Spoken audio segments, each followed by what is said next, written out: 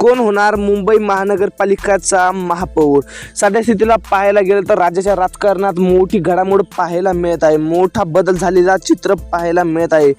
BMC म्हणजेच की मुंबई महानगरपालिका म्हणजेच की यामध्ये आता मोठी दिलासा देणारी आणि काही पक्षांना दिलासा तर काही पक्षांना मोठी धक्का बसल्याचे चित्र आता पाहायला मिळत आहे. आताच मंत्रिमंडळ बैठकीत मोठा निर्णय घेतला असून आता बहुतांश पक्षाला मोठा धक्का बसल्याचे चित्र पाहायला मिळत आहे. म्हणजेच की आता मुंबई महानगरपालिका बघा BMC यामध्ये मोठा दिलासा आणि मोठा धक्का काही पक्षांना बसलेला आहे. म्हणजेच की आता जिचं बजेट 74 कोटी आहे.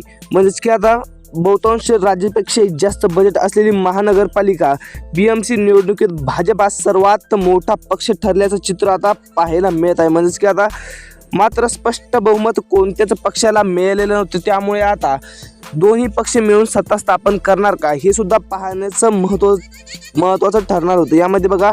त्यामुळे आता सत्ता स्थापनेसाठी राजकीय हालचाली वाढलेल्या आता पाहायला मिळत आहे. म्हणजेच की आता शिवसेना एकनाथ शिंदे गट किंगमेकर भूमिकेत आहे. म्हणजेच की आता त्यांच्या भूमिकेमुळे महापौर पदाचा फैसला ठरणार आहे.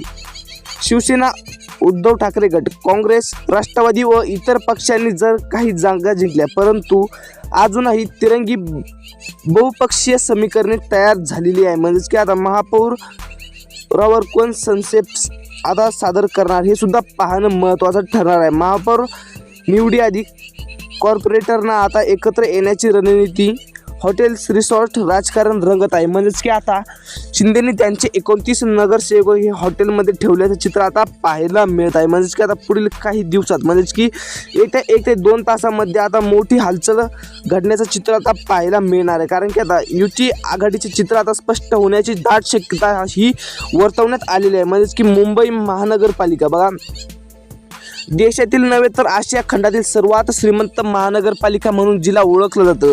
म्हणजेच की BMC मुंबई महानगरपालिका जिला म्हटलं जातं. नवी मुंबई महानगरपालिकेचे भाजपचे सर्वात वर्चस्व दिसून आले.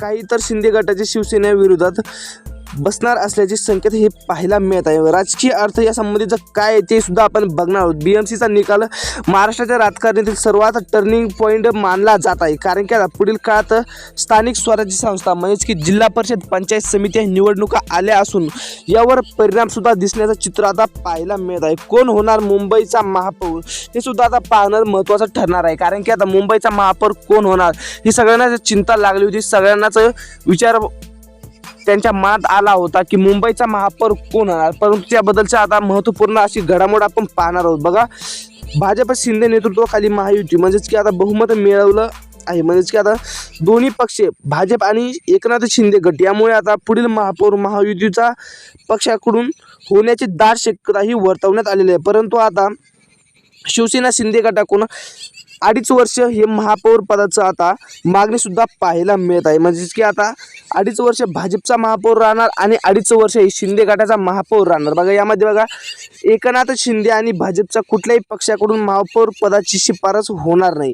यावर सध्या चर्चेला गती आली आहे. बघा महापौर निवडणुकी प्रक्रियेत आरक्षण श्रेणी बघा ST ST अशा खुले उमेदवाराची नावे स्पष्ट होतील. त्यामुळे ठोस निर्णय पुढील काही दिवसात घेणे महत्त्वाचे ठरणार आहे. बघा पुढील मध्ये महापौर पदासाठी आरक्षण लॉटरी सरकारकडून घेतली जाईल. यामध्ये बघा नगरसेवकांनी मतांची महापौर निवडला जाईल. 28 जानेवारीपर्यंत महापौर निवडण्याची दाट शक्यता ही वर्तवण्यात आलेली आहे. पुढील अपडेटसाठी लगेच आताच सबस्क्राईब करून टाका. जय हिंद जय महाराष्ट्र.